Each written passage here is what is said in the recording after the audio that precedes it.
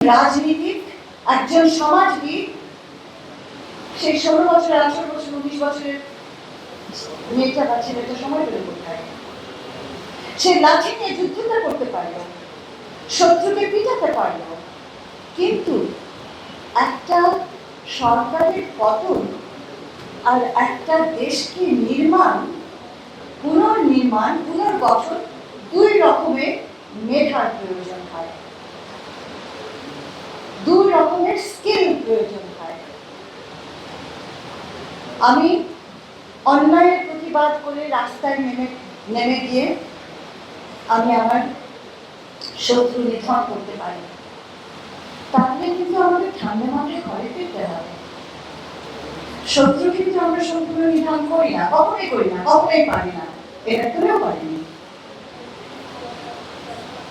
আমার ভেতরে ভেতরে সেই একই শত্রুরা নানান ভাবে থাকে এবং সমাজের নানান জায়গায়, নানান স্তরে, নানান ভাবে তাদেরকে মোকাবেলা করে আমার নতুন স্বপ্নের জায়গাটা তৈরি করতে হয়। 24 রন্ধ্রে রন্ধ্রে দোসররা আছে, গ্রামে গ্রামে দোসররা আছে।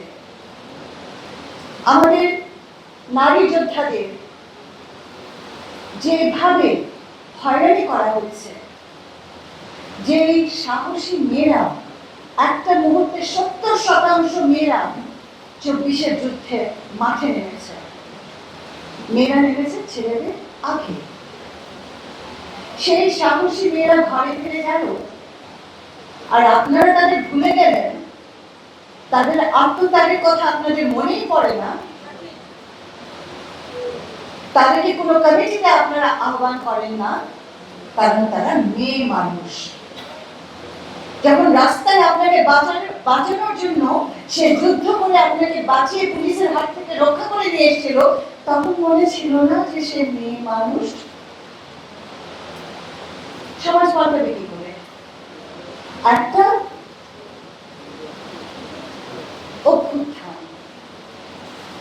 অভ্যুত্থান মানে এই নয় যে দেশটি গঠিত হয়ে গেল, মানে এইটুকু যে আমরা একটা সুযোগ পেলাম নতুন করে ভাববার, নতুন করে অন্যায় দূর করার, একটা পচে যাওয়া স্বৈরা শাসককে বিতাড়িত করে আমরা একটা স্পেস পেলাম। সেই স্পেসের ভেতরে সবাই মিলে কাজ করতে হবে, সবাই মিলে। যতবার আমরা বলবো উমুক সরকার তুমুক সরকার, আমরা সবচেয়ে বড় অপরাধ কি করছি জানেন? নিজেকে বাদ দিচ্ছি, নিজের দোষ স্বীকার করছি না। আমার মতে, সবার মতে নাও হতে পারে, আমার মতে এই দেশের পচে যাওয়ার সবচেয়ে বড় জায়গাটি হচ্ছে দুর্নীতি। অর্থনীতির দুর্নীতি নয়, মানসিক দুর্নীতি, মিথ্যাচারের দুর্নীতি, মিথ্যা রাজনীতির দুর্নীতি, মিথ্যা অর্থনীতির দুর্নীতি। এবং সেই দুর্নীতি আজকে 54 বছরে আপনারা বন্ধ করতে পেরেছেন যে আপনারা আঙুল তুলবেন আমার 18 মাসের সরকারের প্রতি? অবশ্যই সরকার ভুল করেছে, ভুল তো করবে। আমরা কি রাজনীতিক না? আমরা এই অভিজ্ঞতাটা তো আমাদের প্রথমবারের অভিজ্ঞতা। তারপরে আমি স্মরণ করে দিতে চাই, যদি নীতি বাক্যই বলতে হয়, নৈতিকতার কথাই বলতে হয়, তাহলে এই 54 বছরের সবচেয়ে নৈতিক সরকার ছিল